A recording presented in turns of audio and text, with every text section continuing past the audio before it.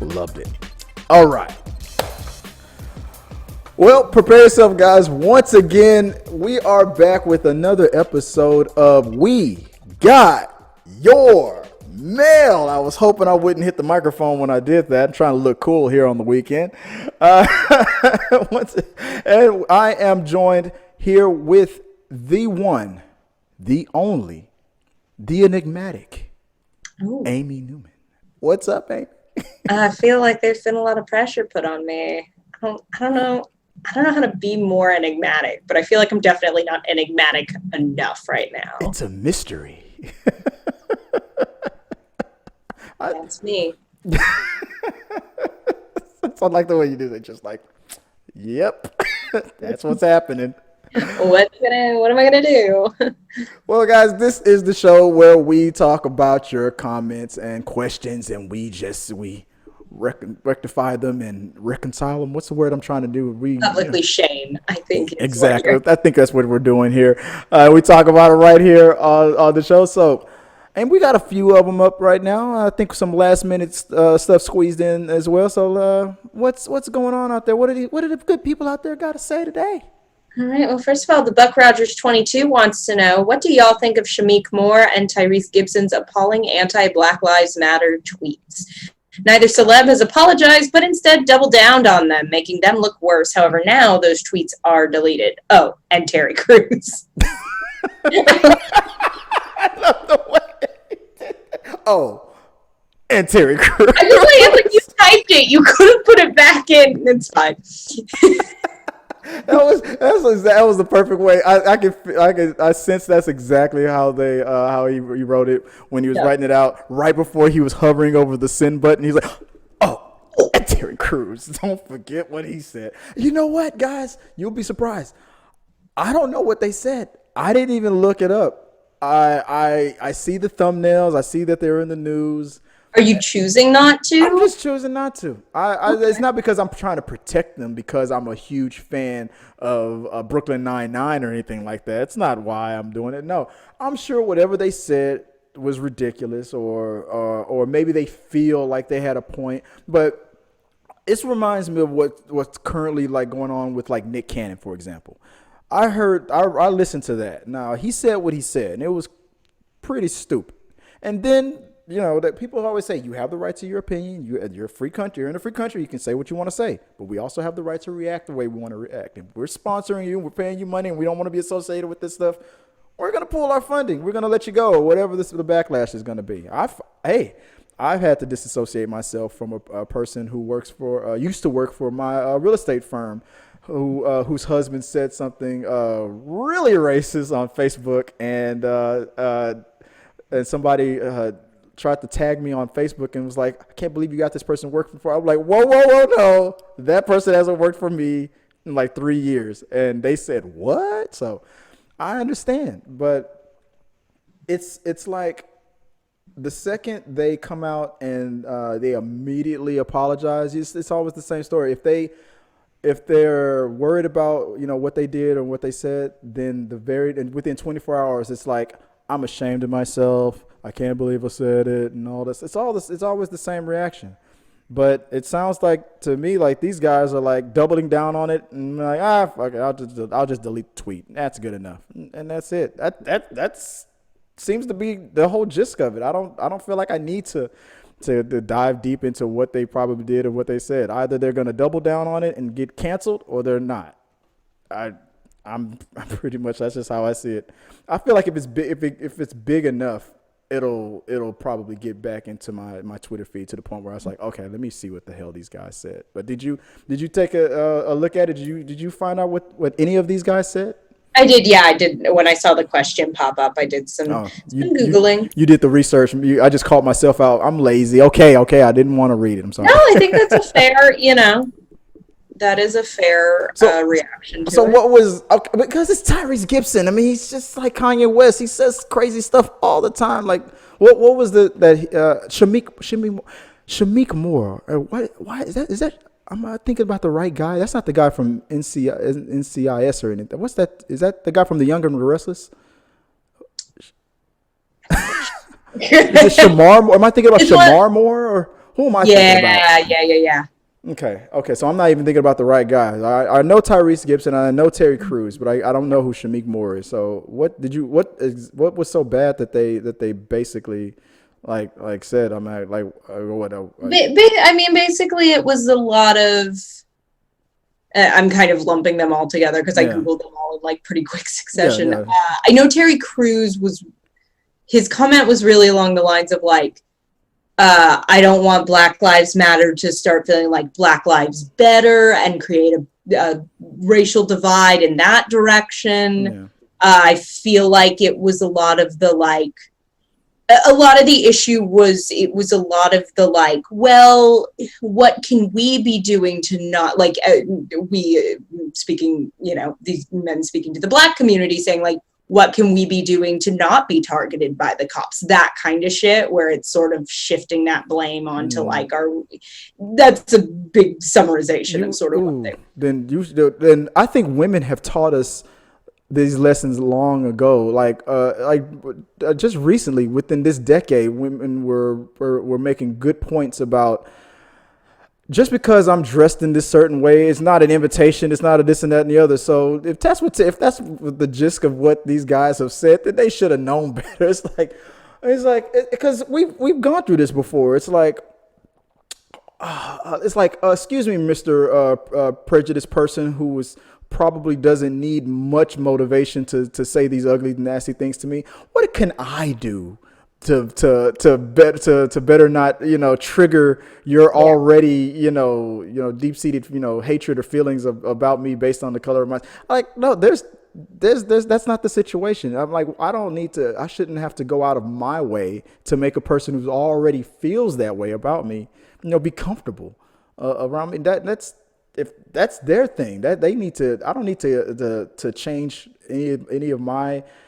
Are we not learning anything from these Karen videos? It's like these people are just living their lives and doing what everybody else is doing, and then they're getting treated differently for it. And so it's like no, that. See, I knew it. I knew it was going to be something like that. That I was like, okay, I'm glad I skipped it. So as if that was the gist of it, and I'm sure they probably thought that they were making a point and whatnot. So. Maybe I'm going to go back and probably read it and see what they said, because I don't know. I just feel like the second I saw Tyrese Gibson, I was like, I just exhaled and I was like, I'm done. I'm like, the guy just got slapped by The Rock a couple of years ago. He hasn't had enough. He wants more. God, you literally got slapped by The Rock and it was caught on camera. You're not finished? You know, but I mean, maybe he's not. Maybe he wants a little bit more. I don't know. Let us know what you guys think. I think we got another one from the Buck Rogers. What else? Yeah, the Buck Rogers also talking about whether folks are for cancel culture. Whether folks are for cancel culture or not, a lot of people feel cancel culture is mainly for men and not women. Take Chrissy Teigen. She made tons of pedo-like jokes back in 2012. She deleted 60,000 old tweets recently and made her profile private. I read some of them. They are gross, like WTF. She even joked that Lady Gaga is a man. The only folks I see trying to cancel her are mainly folks from the far right and not everyone. I mean, if it's true, it's I mean, there is a point there. I couldn't find anything on them. I tried to do some research, and I'm not saying they don't exist. I'm like, please, you know, Buck Rogers, if you know, I don't know how deep down this rabbit hole I have. If Chrissy Teigen has already accepted you as a friend and you got the screenshots, please share. but let's go on the basis of if it's true. Now, what do you think about that?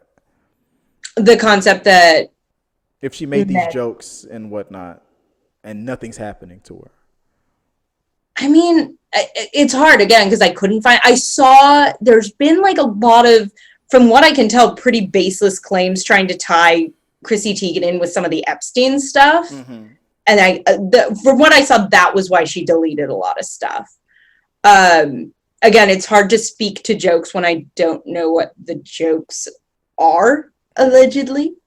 I don't think women I don't know if I'd agree that women don't face cancel culture. I think certain figures, there's like definitely a belovedness factor that can protect you, where people are a little more like, well, maybe we just turn a blind eye to that because it was just a joke and I like her and she's funny and we all kind of love Chrissy Teigen or whatever.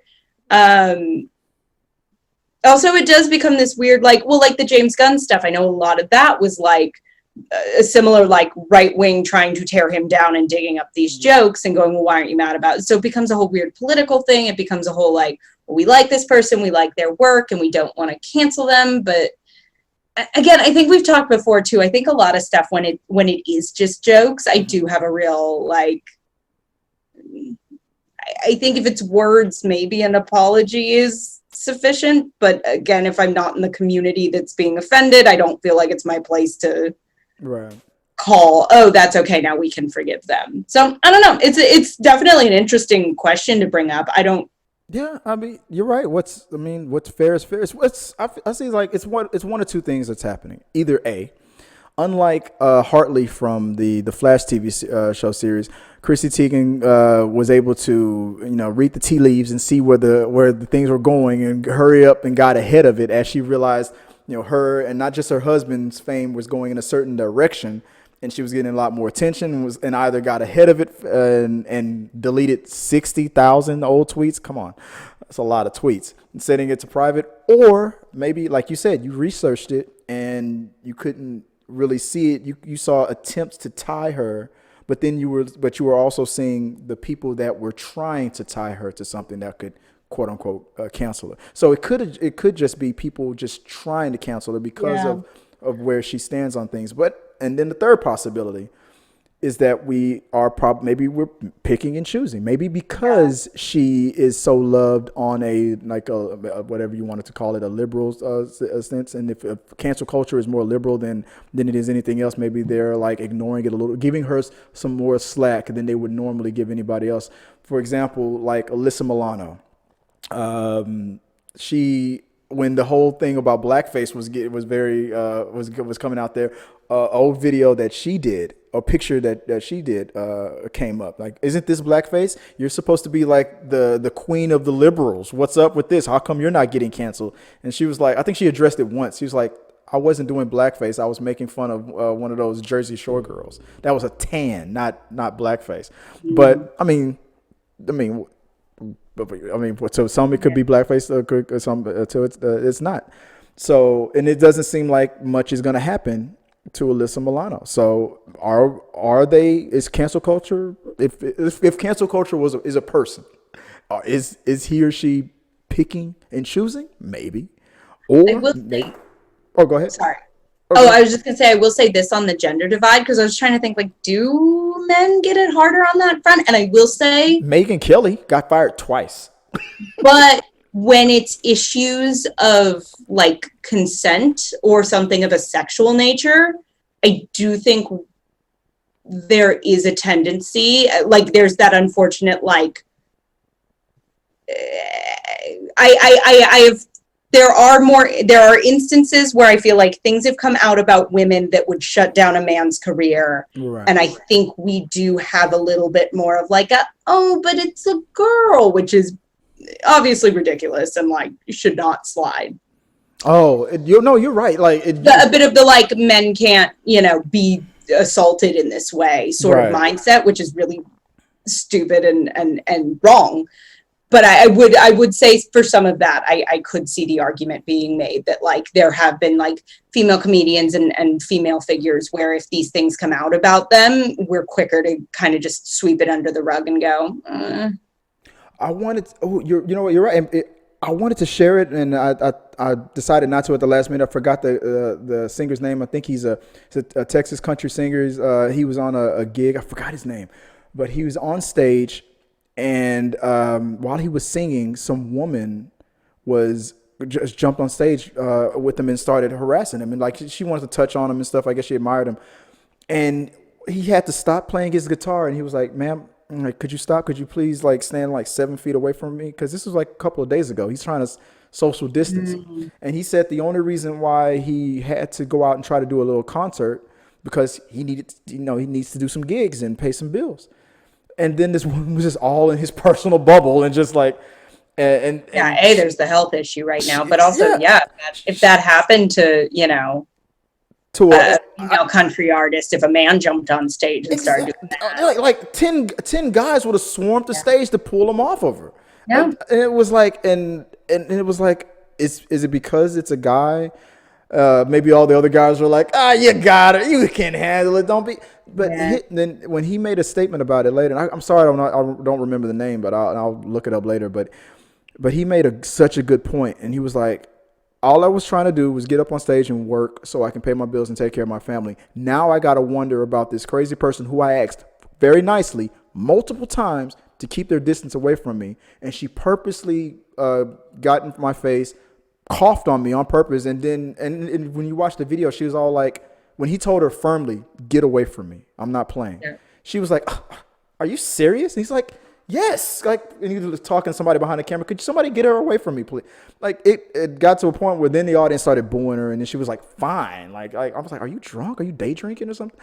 But after that, he was like, now I got to sit here and worry that I'm going to get sick now, and I have a newborn baby in the house and all this stuff. So it was like, dude, if this was a lady, how fast would that guy have been dragged off that stage? Yeah. And I talked about that a lot when it came to the attention about the teachers, I guess, and their students when they were having that whole thing where it was laughed at for years happening, and to this day it still happens way more. Still see the lucky kids, where it's like, no, this is exactly. And how many times was it when it was a male teacher that you couldn't get thrown under the jail fast enough? And then people even had the argument, well, because the act of sex is more where the male is technically more in a controlling kind of a situation. That's why a woman, how can a woman do this to a guy? And like it's about the power dynamic. It's about the fact that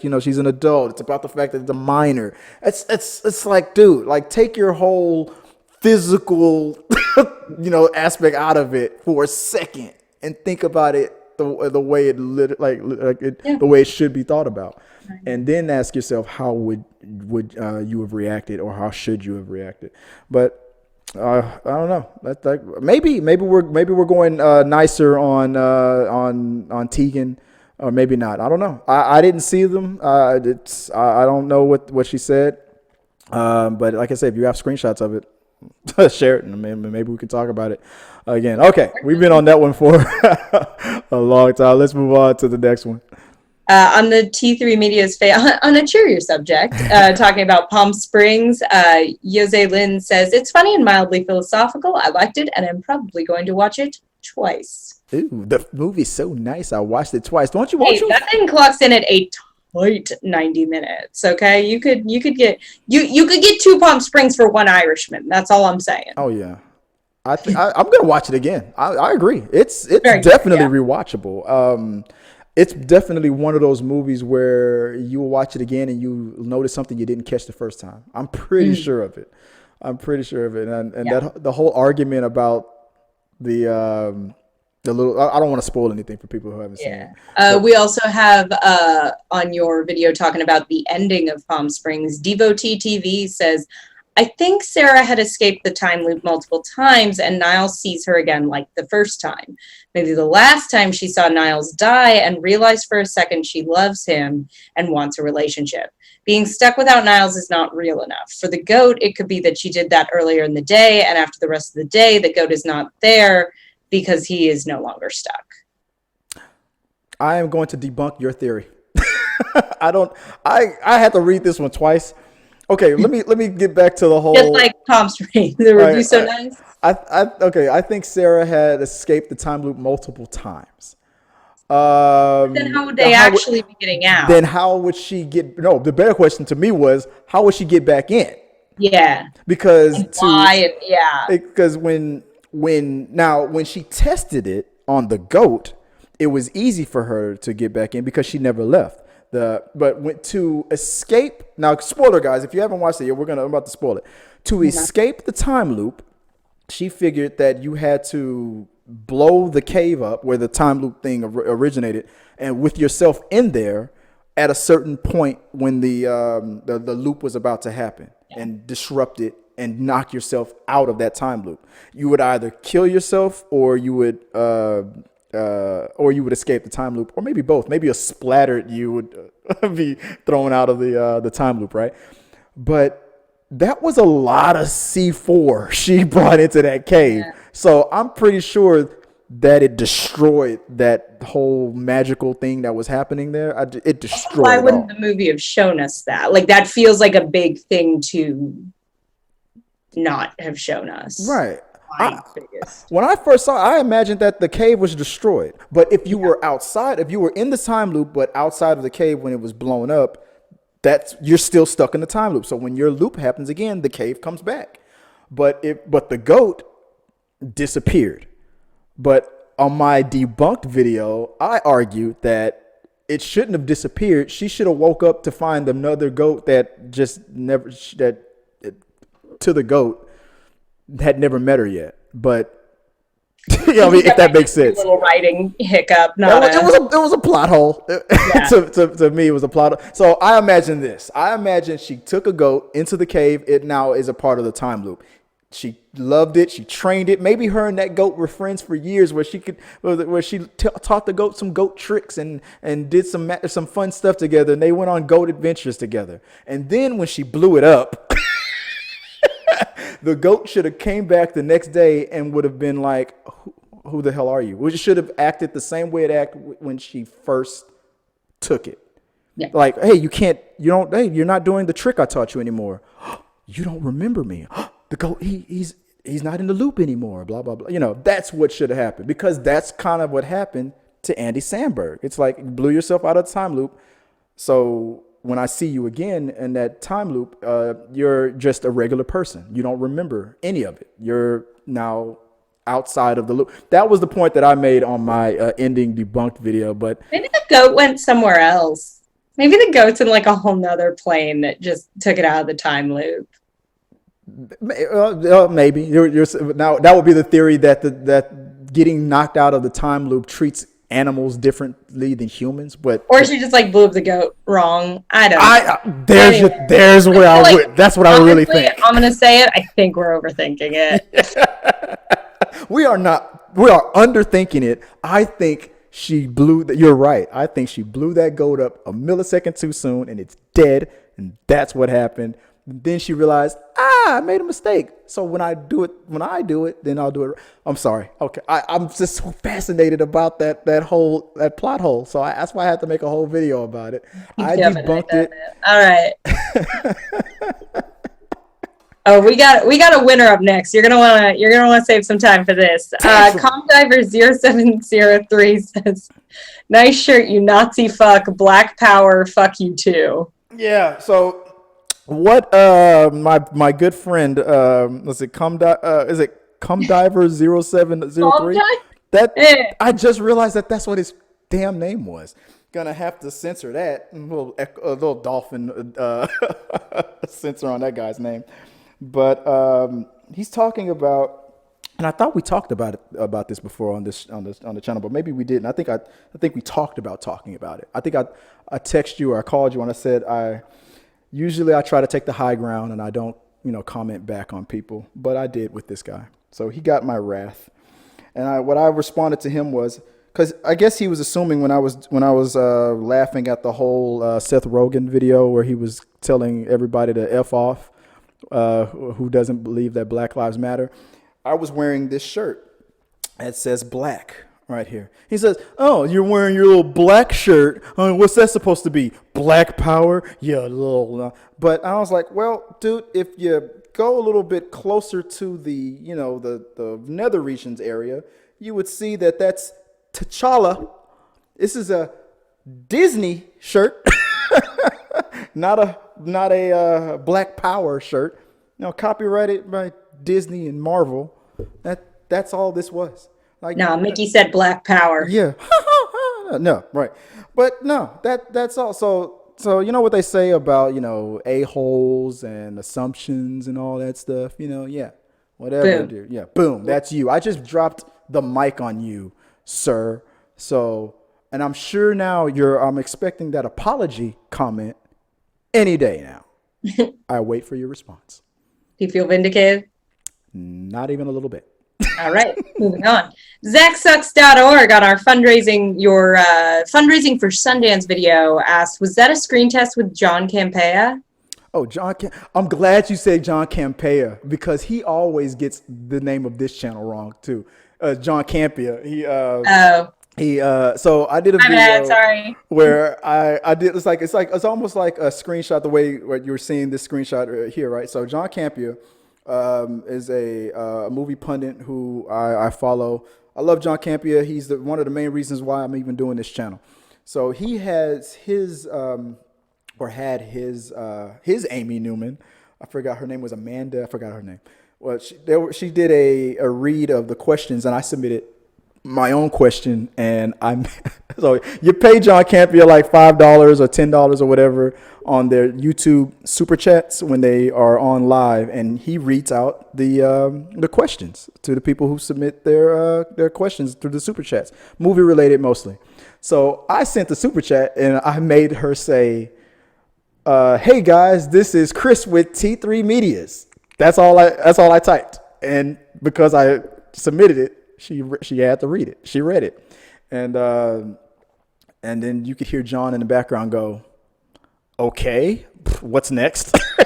And she was like, then they moved on to the next question. So that's basically what it was. It was on his show, his version of We Got Your Mail, called Mailbag, I think, or Open Mic. He calls it Open Mic. Don't give him the free publicity. $5, John Campea. Yeah, exactly. So I'll never get it right. I'm so sorry. John Campea, I snuck. Yeah, John Campea, that'll be $5. So I snuck my opener in his show, and of course he didn't get it. But every time I send a question up to him, he used to get the name wrong. He would always call it T3 Medias. That's what he would call it.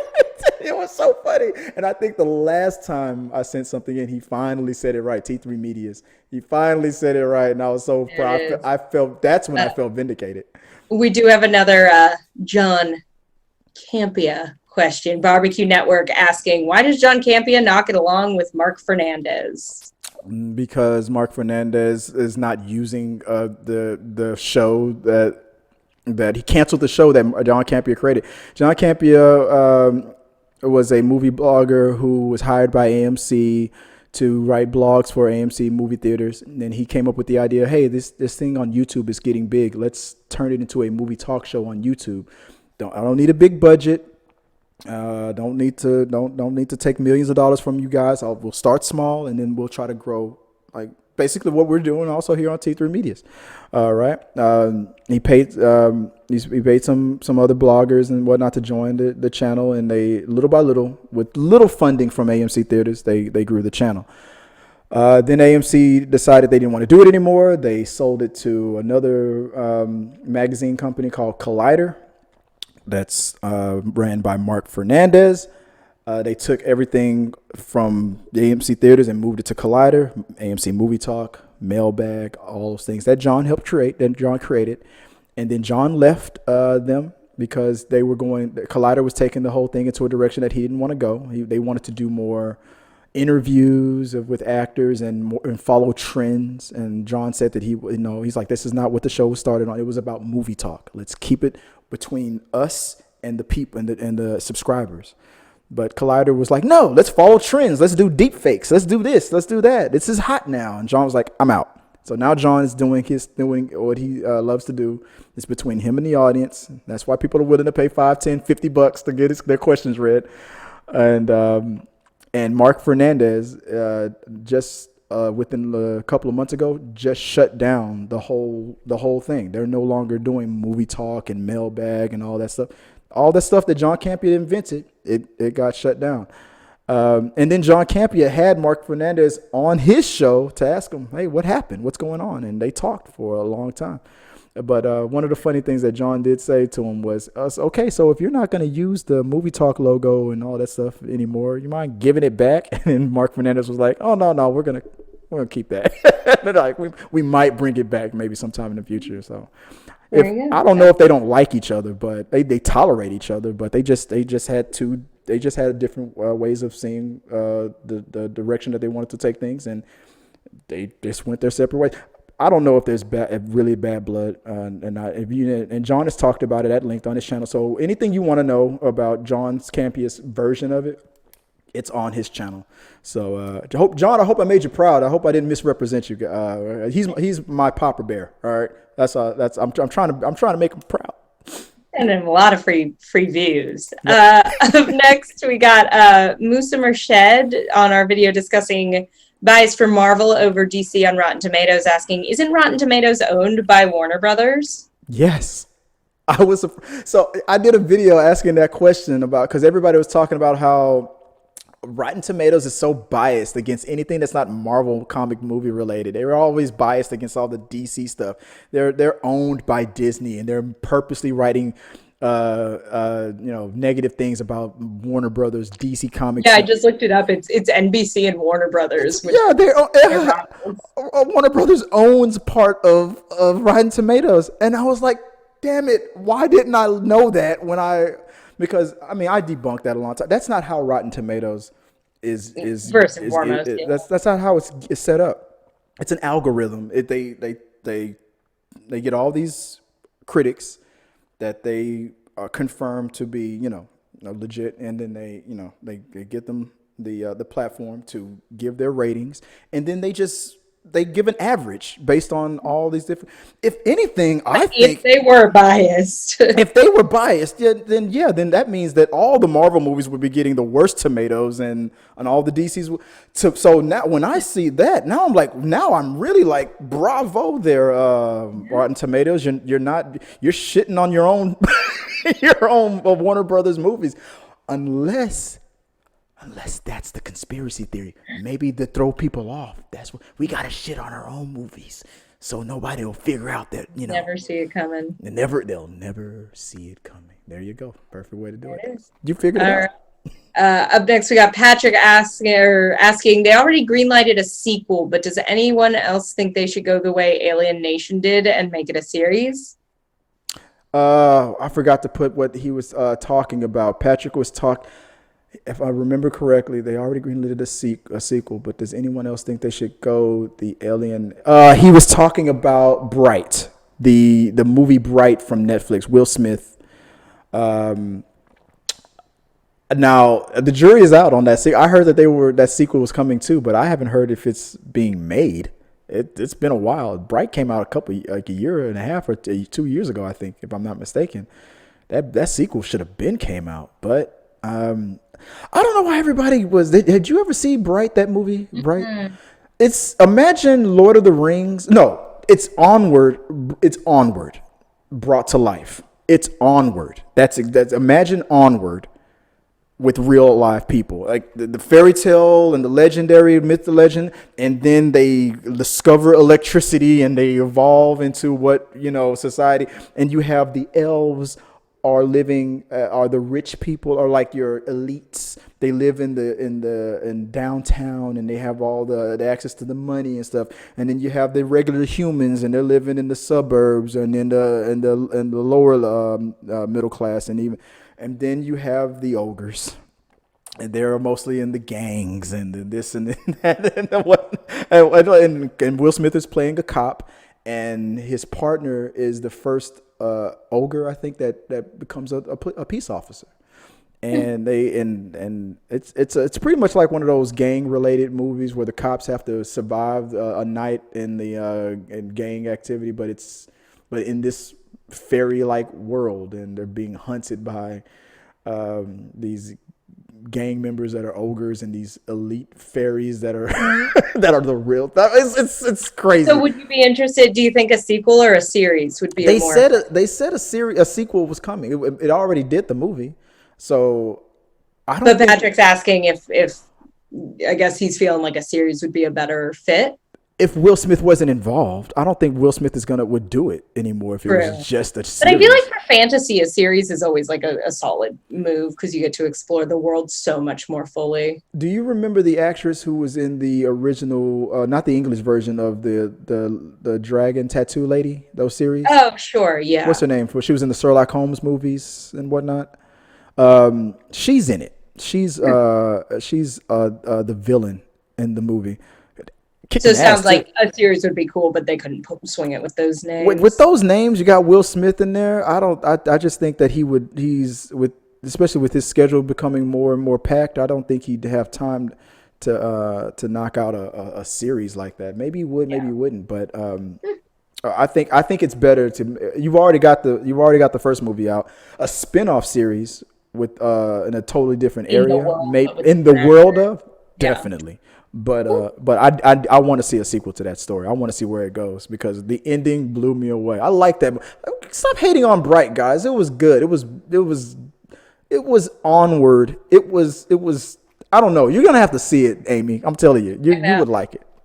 Speaking of movies I haven't seen yet, PTGKChrisHD asks, have you watched Sadako versus Kayako? It's basically the Ring Versus The Grudge. It came out in Japan almost 3 months ago, back in 2016. I want to see that so bad. I can only find the trailer. I mean, I hated the Grudge movies. I liked the first Grudge. I loved The Ring, but I hated all the Grudge sequels. I thought they were trash. But then I saw this trailer where I guess these kids, they find the Grudge house and they release the Grudge. Oh my God, the Grudge is coming at us. Making that noise, freaking me out. Oh my God, it's just coming at me. Well, I know how we can. I heard about this other monster. Maybe we can. Let's bring the. They literally just set them off on each other. Yeah, they bring the TV in there, and I guess maybe when the Grudge lady is coming at them, they call or they play the video, I guess, of the Ring girl. And then, so you see the Grudge lady coming down the stairs, like in a weird way. And then you see and then she's like the kids that are in the house that are stuck in there, like, oh no, oh my God, she's coming to kill us. And they look to the left, and literally the other girl is crawling out of the TV, like, oh man, it was almost like a bad infomercial. Like, could this day get any worse? They look over. I'm like, this movie looks horrible, but I gotta see it. I want to see this so bad, and I can't wait to see it. I can't find it anywhere. I've been trying. I'll even admit it. I've even tried to find it to the point to even pirate it if I have to, but I still can't find it. But I want to. I don't know if you're as big as of a horror fan. Have you seen The Grudge and The Ring? Have you seen those movies? No, because I feel like those both came out. I was like a little young when they came out, so it was just like I knew people who were seeing it, but I would just hear them talk about it, and I was like, that sounds traumatizing. So I was a horror movie weenie for a very long time. Oh, so I'm doing a lot of catch up, slowly but surely as I can. The concept of both of those movies is great. Yeah. Remember when we talked about Japan having that horror drive-through? Remember that picture of the girl on the glass? Yeah. No, I like they're iconic. They all look like that. But yeah, that sounds kind of amazing. Like Freddy versus Jason. What? It's kind of like Freddy versus Jason kind of a thing. Yeah. In other news, on a very different topic, we have Jennyfer Vargas-Fernandez talking about The Floor is Lava on Netflix, saying, oh man, guilty pleasure, horrible cringe scripted interviews, just reading through everything, y'all have excellent topics. Thank you, Jennyfer. I cannot stop. I love that. I love and hate that show. The fact that they took something that all kids have been, playing and doing for years. It's true though. Like it does all feel very like scripted and the dialogue is terrible. Yeah. Well, and it's like not to show how the sausage is made, but like as an actor, you start seeing casting notices for stuff and you do start realizing like, oh, all these people are like trying to be actors and I'm sure to have their 15 minutes. Ham it up and going, okay, but what if you said it again, but said it like this. I'm gonna. Sometimes it's better than others. Like sometimes they pull it off, and sometimes you're like, oh no. It's like, Chris, can you take that? Do that take again? No problem. Ready? All right, ready? Action. I can take the heat, and I'm gonna get out of this kitchen. Yeah. Good, we got it. But at least you're not alone in loving it. I don't know why I like it so much. My kids already gave up on it. Like, we don't want to watch this anymore. I'm like, come on. Yeah, you're like, it's for kids. No, my kids are watching it. Yeah, it's just I'm at like 3 a.m. But yeah, it's me by myself with my tantrum drink. Put the floor in lava. But I love it. And on Instagram, our last topic of the evening, Jono ESB, in response to our discussion of Black voice actors, says James Earl Jones was the best voice ever of Darth Vader. Who cares if he's Black? Right. So my whole it is. I do like your technicality though. If it is a Black man voicing a white character, which is like. I mean, everybody is all like this person can't play that person, and we went back and forth on the technicalities of it. It's because of the history of Hollywood. If there was ever agendas, it was to keep minorities out of major roles, and that happened for a long time. So things are reconciling and realigning. But imagine, and then I brought up the question. Okay, so what does that mean that Black characters, white characters shouldn't be voiced by Black people? And I know for a fact that they're not gonna like cancel James Earl Jones from Darth Vader and whatnot, because it would be missing the point of why white actors were being asked to not voice Black characters because of opportunities that, like, I think you said it on the We Got Your Mail, because it's like, hey guys, you guys are not hurting for those jobs as much as there's roles for white women out there, right? I'm not getting cast because I'm not good, but right. But when James Earl Jones was cast as Darth Vader, it was because he just had a unique voice that nobody else had. And Darth Vader's original the guy in the suit originally, his voice was used. And when George Lucas listened to it, he was like, this is scary. He's like, that's not my guy. I don't like that. And James Earl Jones, can you help a brother out? And I'm not surprised, because if you know George Lucas's, I'm gonna go on a whole thing there. If you know that if you've seen George Lucas's partner, his fiance, you know why he probably was like, what, let's see what this brother can do. I mean, if you guys Google, if you don't know my little lame attempt at humor here, you'll get that joke if you look up who George Lucas is engaged with and been with for a long time. So let's put it like this: George is a brother. So I put it like that.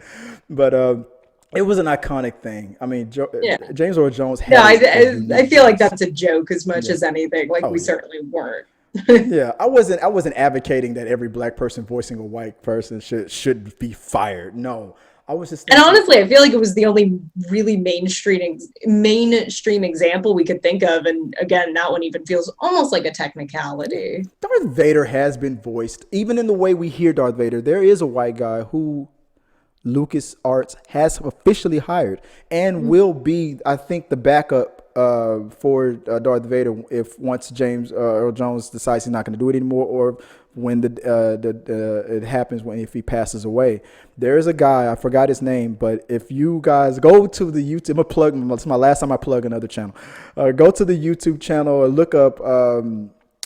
Is it Chad Vader of the night manager of like the store night manager? It's something about Darth Vader's little brother named Chad, and he works in a grocery store. He's the night manager, and he's voiced by a white guy.